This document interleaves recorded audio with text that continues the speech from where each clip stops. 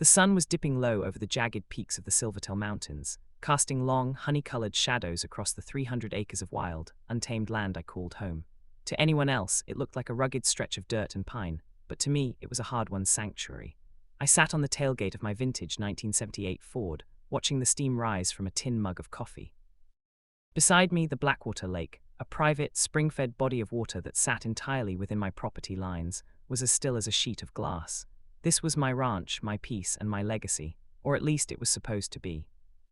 I had bought the High Ridge Ranch 5 years ago, long before the developers crawled up the valley like a slow-moving vine. Recently, a luxury-gated community called the Shalimar Estates had sprouted up right against my eastern fence line. The Shalimar Homeowners Association was led by a woman named Beatrice Vance, a person who seemed to believe that a silk scarf and a clipboard gave her jurisdictional authority over the entire county. For months, Beatrice had been sending me letters demanding I mow my unsightly, tall grass and remove my dilapidated barn. I had ignored every single one. My land wasn't part of their HOA. I was an island of independence surrounded by a sea of beige stucco and overwatered lawns.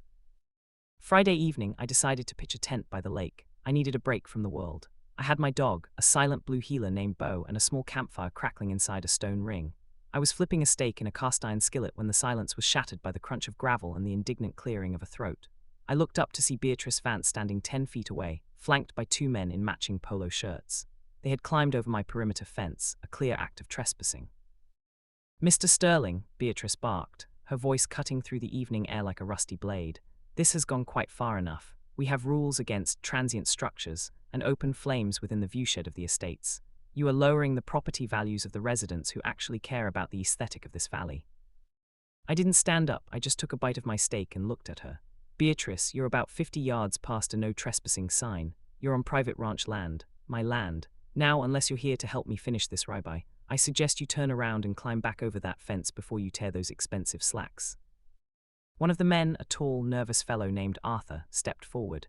"Now see here, Sterling. The HOA covenant mentions the preservation of the natural vista. Your tent is an eyesore. We've voted on a resolution. You're being fined $500 a day until this campsite is struck." I laughed, a dry, raspy sound. "You can't find someone who isn't in your club, Arthur. I never signed your papers. I was here when this was all cattle range. Now leave. This is your final warning."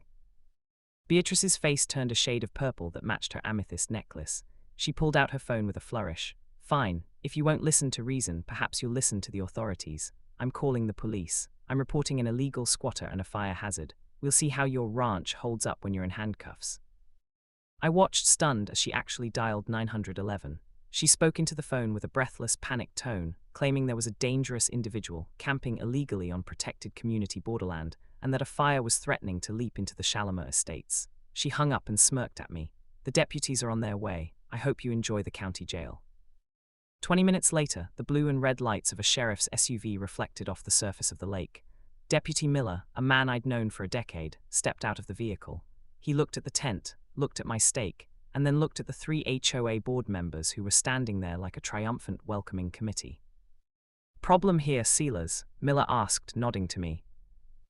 "Officer," Beatrice interrupted, stepping toward him. "Thank goodness. This man is trespassing on the periphery of our estate. He started an illegal fire and is refusing to vacate. I want him removed and charged."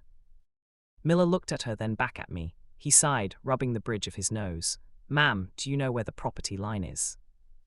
"It's right there," she pointed toward the fence they had climbed over.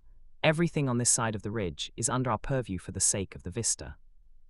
"No, ma'am," Miller said, his voice dropping into a stern register.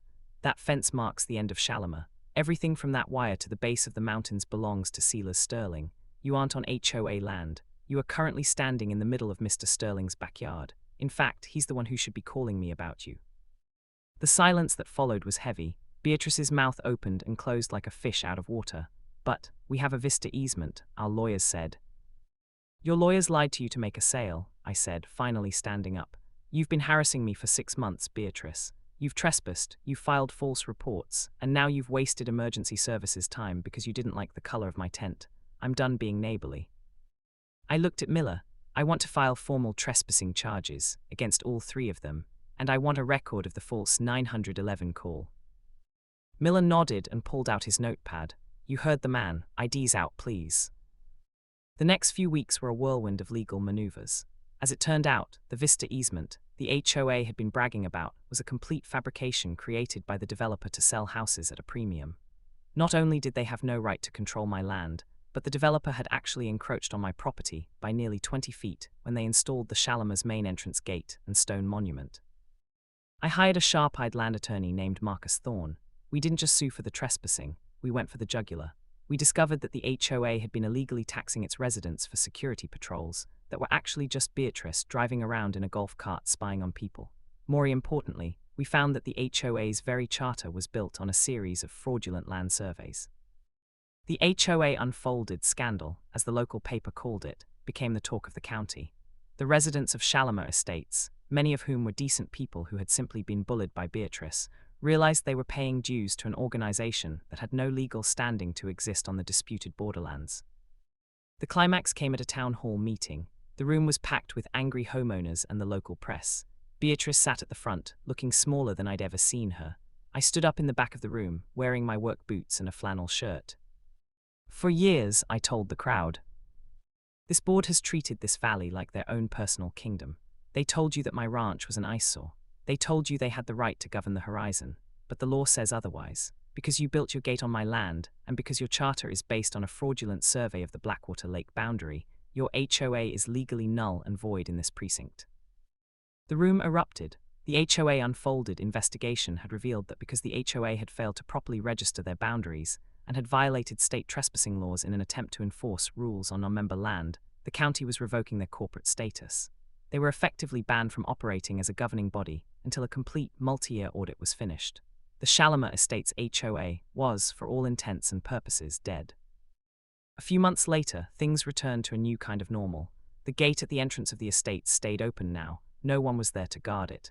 The no fishing signs the HOA had illegally posted near the creek were gone. I was back at my lake, sitting in the same spot by the campfire. The air was cool and the scent of pine was thick. I heard the sound of footsteps, not the sharp, aggressive click of Beatrice's heels, but the soft thud of sneakers. I looked up to see a young couple who lived in one of the houses overlooking the ridge. They were carrying a picnic basket. Mr. Sterling, the man asked tentatively. We wanted to apologize for the HOA's behavior. We never agreed with what Beatrice was doing. We were wondering if we could just sit by the water for a bit. We've lived here 2 years and we've never actually been allowed to touch the lake. I looked at them, then at the peaceful expanse of Blackwater Lake. I reached into my cooler and pulled out 2 sodas, tossing them over. The lake's fine, kids. Just don't leave any trash. And if you see a woman with a clipboard, tell her she's still banned. They laughed, a genuine, relieved sound, and sat down a respectful distance away. The sun sank below the horizon, and for the first time in years there was no conflict, no letters, and no threats. The HOA had tried to swallow the mountain, but the mountain had won.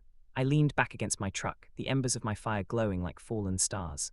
I had protected my home, and in doing so, I had given the whole neighborhood their freedom back. High Ridge Ranch was silent again, just the way it was meant to be.